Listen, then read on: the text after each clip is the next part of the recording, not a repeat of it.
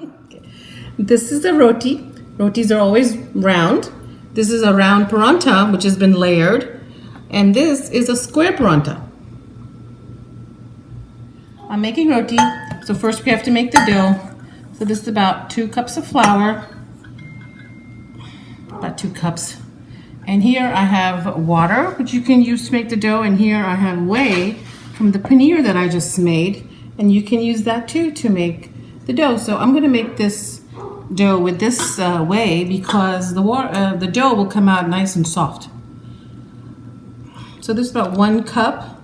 If I need more, I will get more. And since it's hot, I'm actually going to use a spoon because I just made the paneer and that whey is hot. And the whey is another way to add some more protein to your roti dough. It's whole wheat flour that I got at the Indian store. So it's durum wheat, I believe, and you can find it readily. And you can use your whole wheat flour from the regular grocery store. I would add a little bit of the white flour, the all-purpose flour, because it has too much bran. You know, the whole wheat has too much bran, so you don't want it to be, your roti to be too dry. Okay, so this feels a little hard, so I'm going to add some more liquid. So you add liquid a little bit at a time as needed to get that perfect consistency to your dough, not too hard and not too soft, because we're going to make these into roti, so you want that process to be easy. So I'm going to let this sit and come together, let the gluten form, and then I'm going to make roti. I'm just kneading the dough a little bit so that the gluten can set up. Dough rest. I'm going to cover it up with a little ghee so that it doesn't dry up till I'm ready to use it. And then we will knead it again in about 10 minutes. So the gluten is set up on this dough, so I'm just going to give it a couple of good kneads here, and it's ready to go really. And we can begin cooking our roti or paranthas or whatever you want it to be. The dough has been resting 10 minutes. The gluten is set up. I'm just bringing it all together, giving it one good last knead. And that's it. We are ready to make roti. See how nice and smooth it is? There we go. I'm gonna put some flour on my fingers, pinch off a piece of dough and make it into a peda is what we call it. It's not really, it's round, but it's not a ball. It's like a flattened ball. So you kind of roll it together kind of tightly so you get a nice round shape, and the shape of your peda is going to be the shape of your roti. So make sure your pedas are round, and we roll it out and we turn the roti as we are rolling it. So keep your eye on the roti, not on the rolling pin, and make it nice and round. My roti, and now I'm going to make a parantha. Break off a piece. This doesn't have to be round or anything. It can be any old shape. Dip it in the flour so it doesn't stick to your counter. Roll it out.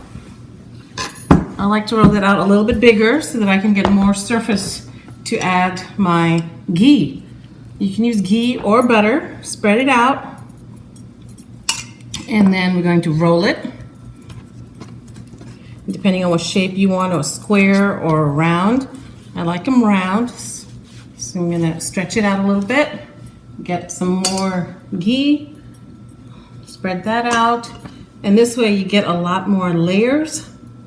So now I'm gonna put it together. You see it's round, and I'm gonna roll it again. Now I'm rolling out my parantha, and the paranthas are a little bit thicker than a roti.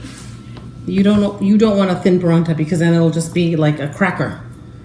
See, it's a little bit thicker than the roti.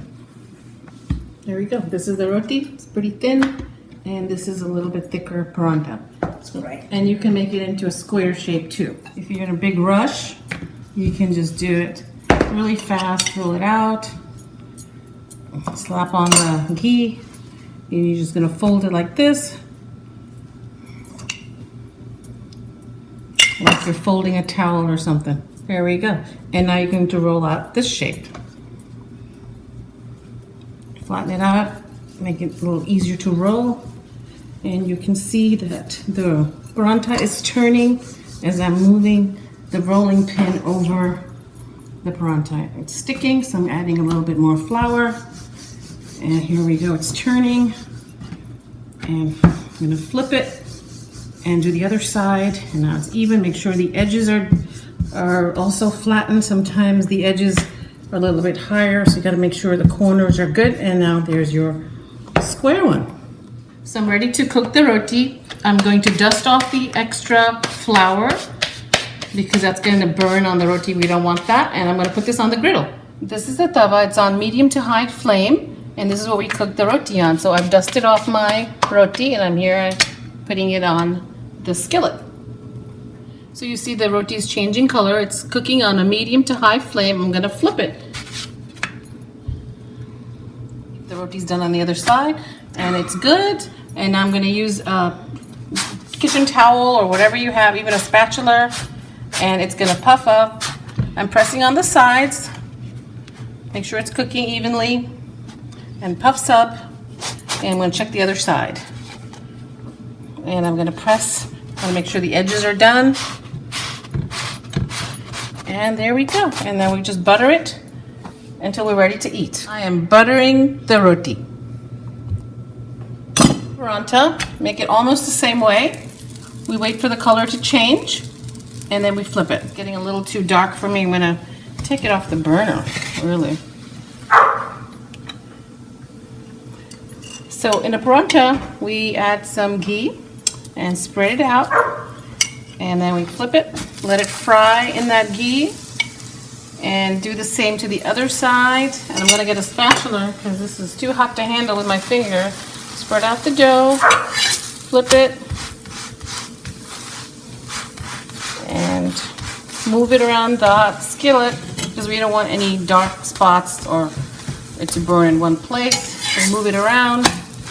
And this is almost done. There was this one part that I didn't like, nice and golden brown. And we're gonna have that with the paneer.